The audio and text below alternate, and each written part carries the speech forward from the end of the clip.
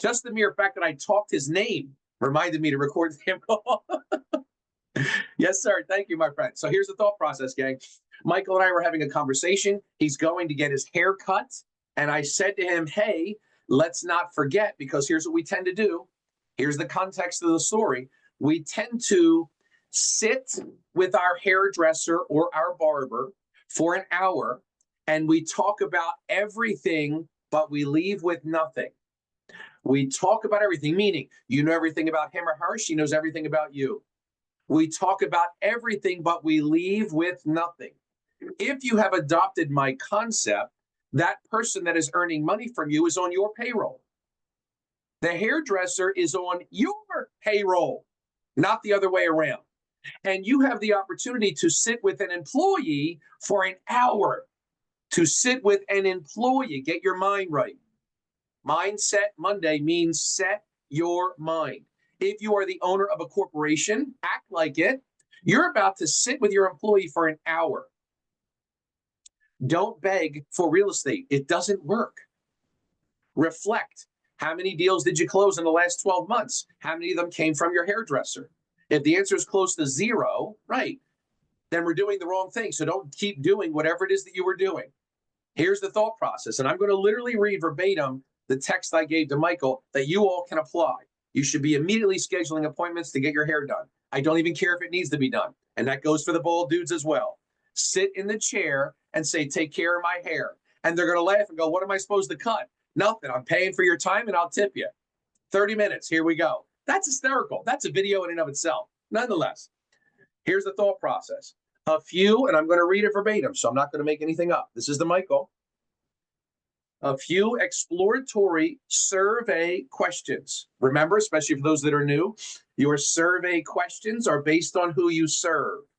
Your survey questions are based on who you serve. You are not asking questions to help you get a client. That's like every other beggar. You're not a beggar, you're a builder. So the survey questions are based on who you serve. Here we go. A few exploratory survey questions for your hairdresser. If anything, it's good practice, and the answers could surprise you. The reason I say it's good practice is because Michael's hairdresser at times sits with over 30 people a day. That's pure insanity. She's working for a factory. Those are the $10 cuts come in, boom, boom, boom, boom, boom. That's exhausting. There's no real partnership thing going on there. But my point to you is this, as I mentioned to Michael, if anything, it's good practice. So now here are the questions. How much passive income does she have from her real estate portfolio? How much passive income does your hairdresser have from her real estate portfolio? If many of you had to guess, although you might know your hairdresser well, what would be the answer to that? Probably close to zero. Probably close to zero. So wait a second. You're standing on your feet 8, 9, 10 hours a day, 10, 20, 30 years of your life. Where's the secondary source of income? What else you got going on? How many properties do you own at this point? None. So you have no additional income. We're creating a conversation that has more to do with her than you. And that's difficult for most agents because you want it to have something to do with you more than her. That's where we get very twisted from my perspective. Your value proposition. That's a terrible phrase from my perspective. Remember, I'm a perspective coach. My perspective serves me. It's not your value, it's her value. Your value is narcissistic. What is valuable to her is not valuable. What's valuable to you is not valuable to her. So that entire thought process, to me, needs to be tweaked. So this question is about her. Second question, how many homes does she own? Again, it sparks the conversation of passive income. Third question, what is her financial backup plan in the event she injures her wrists? Gets into a car accident on the way home today, God forbid. Both wrists get broken. What's your backup plan? Disability insurance, secondary source of income? What is it? These are conversations that make her think about her, not you. Next question. She said she was too old when she made the comment about 36 clients in a day. I'm too old for this. What's the exit strategy? Is she looking to age in place, or is she going to be downsizing? What is her exit strategy? Folks, nobody's talking to their hairdresser like this, which creates a lane where you're the only one in it. You're not a realtor begging for a deal or a referral. Clearly, that doesn't work. So what are we doing? Our 4 questions are about her life, not yours, and what you can do for her. It's getting her to think deeper than anybody else has got her to think about. So if you take those 4 questions, and I've got more, this was just a little tickle, and you're sitting there and you're saying, you know what, hairdresser, I want to talk about something really cool today. What's that? You. I want to talk about you. What's the exit strategy? What's a secondary source of income? What's the plan? God forbid you get into a car accident. How are you providing for your 3 children, 2 dogs that you told me about? You're the only income provider. What do you got as a backup plan? You'll find that creates a very interesting type of conversation. You've released a different chemical in her brain. She is now going to respond to you differently than every other realtor with a handout. Referral, referral, referral. Give me your cards. When somebody says they're buying or selling, I'll recommend you. And then you go back 6 weeks later and get another haircut. And you got nothing. Still nothing. Why? Because it doesn't work. Don't be a beggar. Learn how to be a builder. And these questions are examples of how you can become more intimately involved in that person's life. Building something for them. You become the beneficiary, but that's not your initial thought. Daryl, what do you got? So a few months ago, you told us a thing about they would guess how many pieces of candy are in the jar or something. And then you have them, I forget what you said after that, you have them fill out a survey or something. Can you post that or go over that, or is that Sure. too much?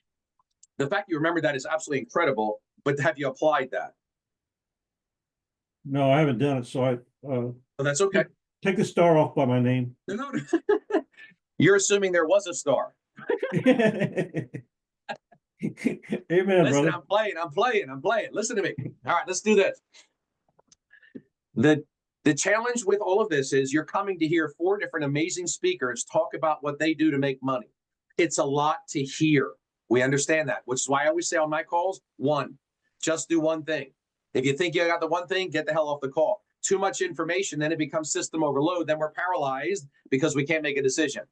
Daryl brings up a great point. Many months ago, we talked about when you're sitting with your hairdresser, barber, whomever, let's get creative. Let's think of ideas. Let's think of something fun to do that nobody else is doing. And maybe at the time when Easter was coming close, we could put jelly beans in a jar and ask every single person that sits in her chair, guess how many jelly beans are in that jar. And the person that guesses the amount of jelly beans gets free haircuts next month or free styling or whatever. Come up with something fun. It doesn't matter. Everybody's going to take a guess.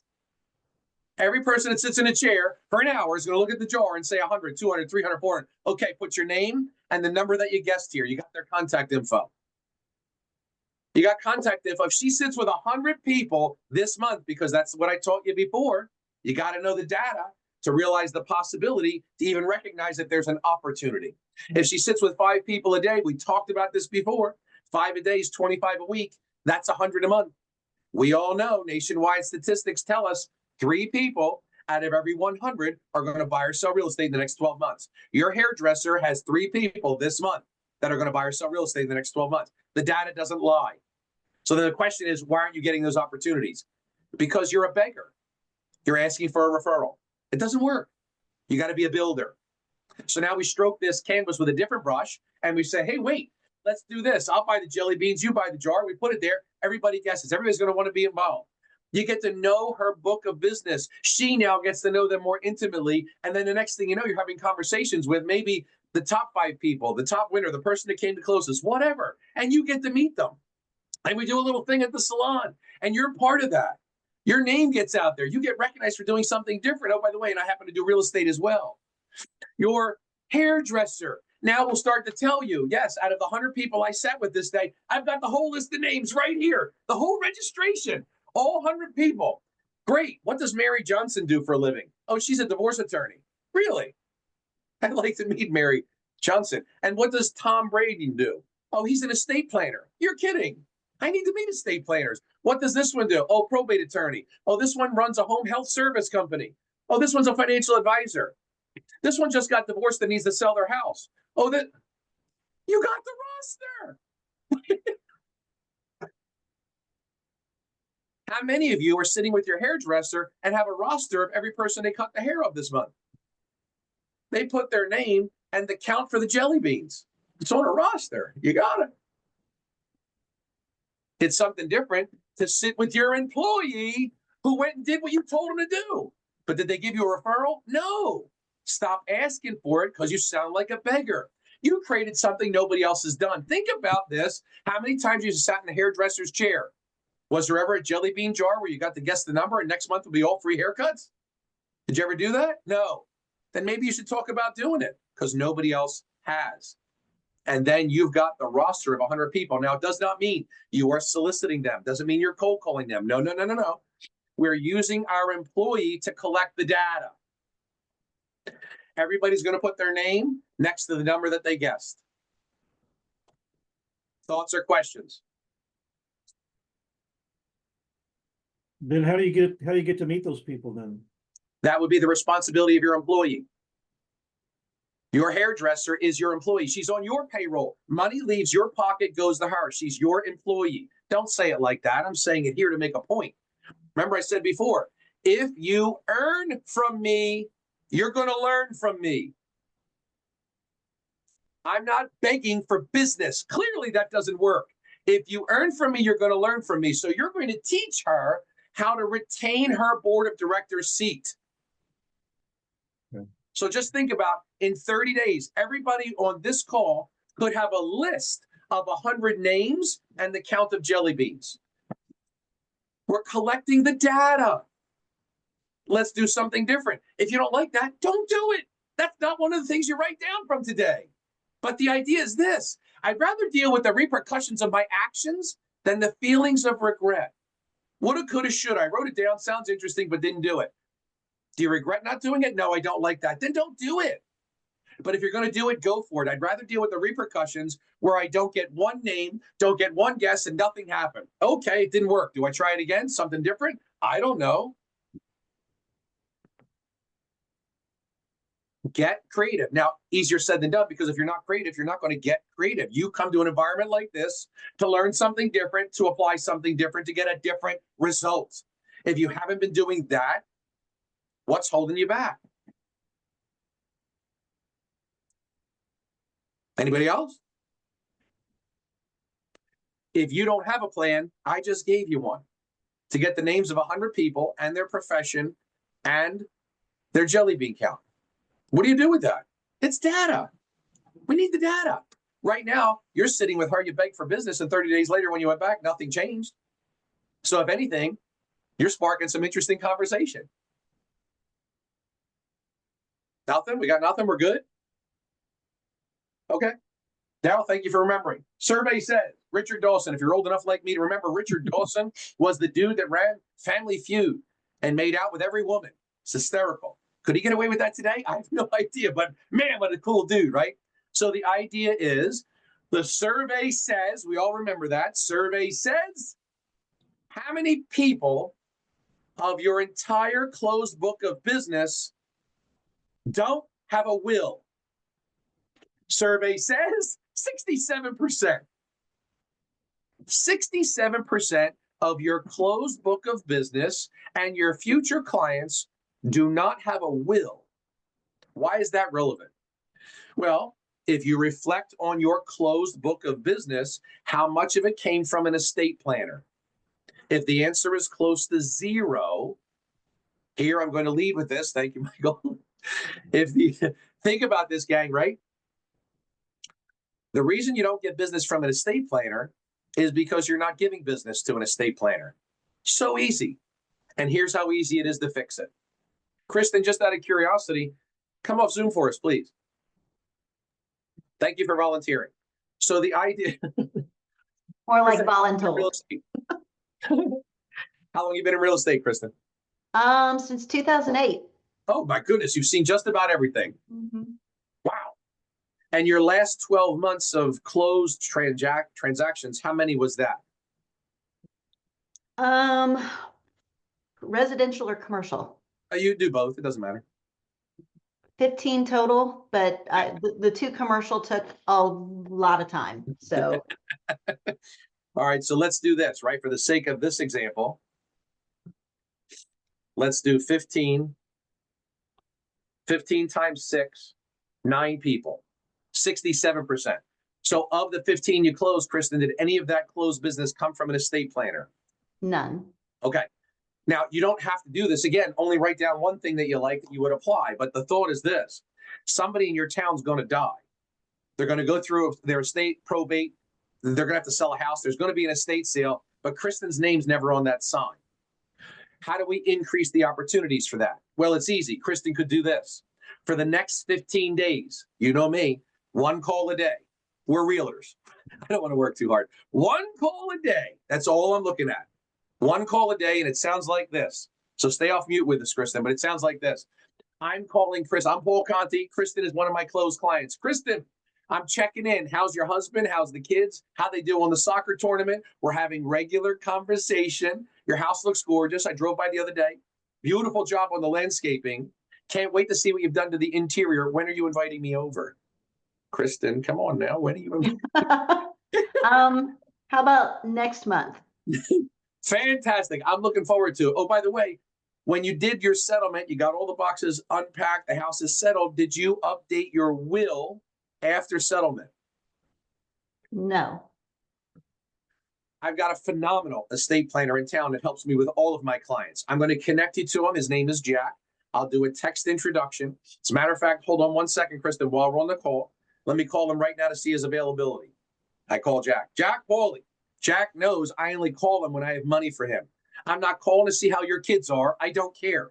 I'm not calling to see how your wife is. Doesn't matter. I'm not calling to see what you're doing this weekend. Irrelevant. When that phone rings with my name on it, I got a client for you. That's how you teach how to have a reciprocal partnership.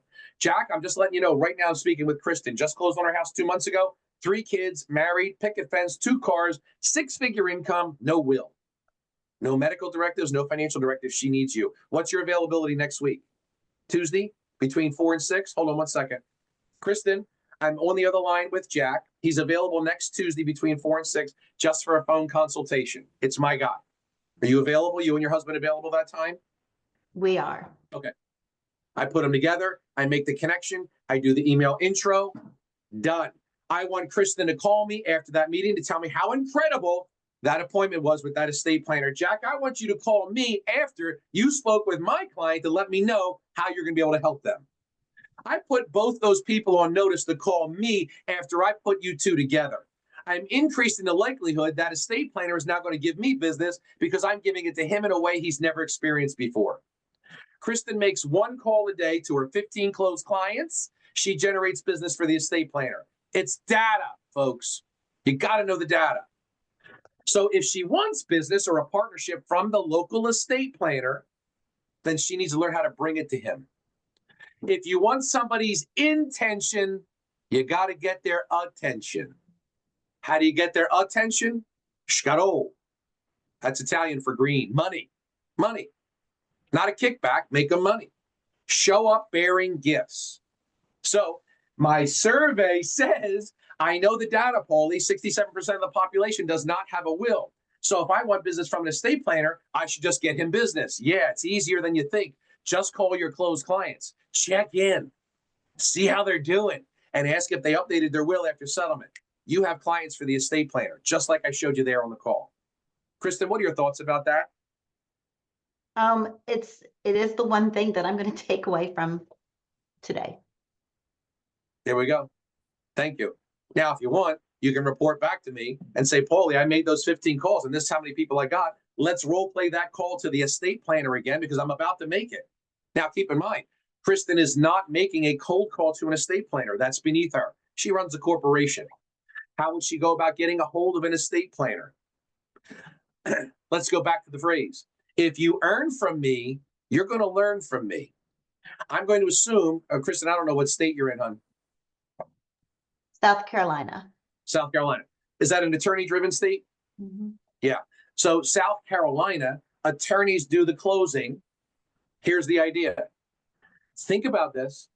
If you had to make an assumptive guess, do you think attorneys know other attorneys? More than likely. More than likely. So what I do if I'm Kristen, I go and take my survey.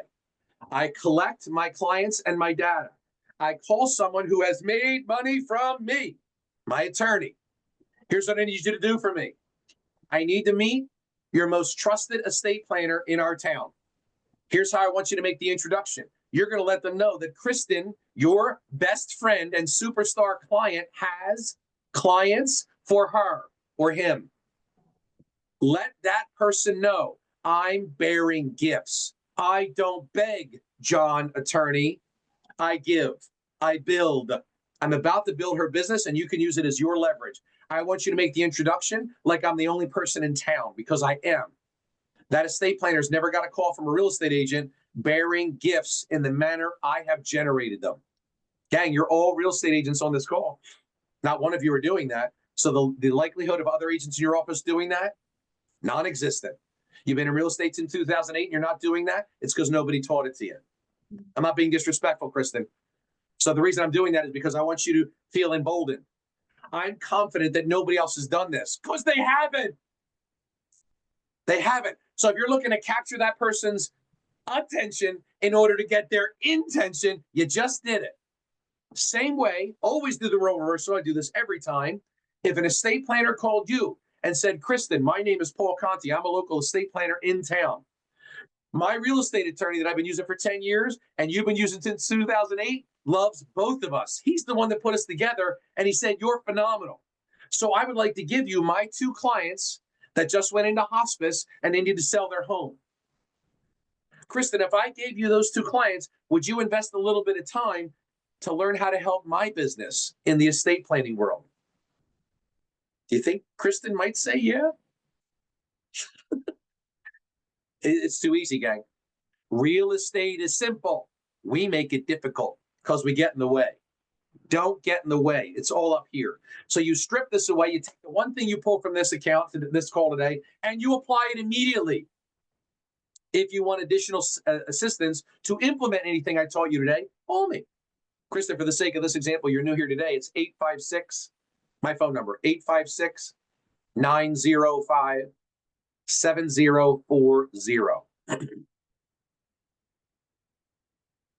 So that would be the suggestion. And we didn't even get further down this, but the repercussions of my actions. If you don't have a plan, I just gave you one. Don't live in regret. Go out there and do what you're taught and then report the results back. And if we need to refine it, we refine it. From here, it's survey says, we just gave you simple data with a hairdresser, something different to do that nobody else is doing. Collect that data. I gave you 4 questions you could ask to generate conversation like you've never heard or seen before. Those answers will surprise you, and it will lead to a very different conversation. And then you were taught how to implement the activity that creates the business partnership with the estate planner. We went over several things today. I only ask you pull out one because I don't want you to be overloaded, because you're about to go to Felicia's call, then Corey's, then Gretchen. Oh my gosh, it's so much info. If you pull one thing from each of us, your success is a foregone conclusion. I have my 11 o'clock mastermind for those that are paying customers. I will see you on that call unless any of you have a question for me now. God bless you guys. I'll see you at 11. Have a great day.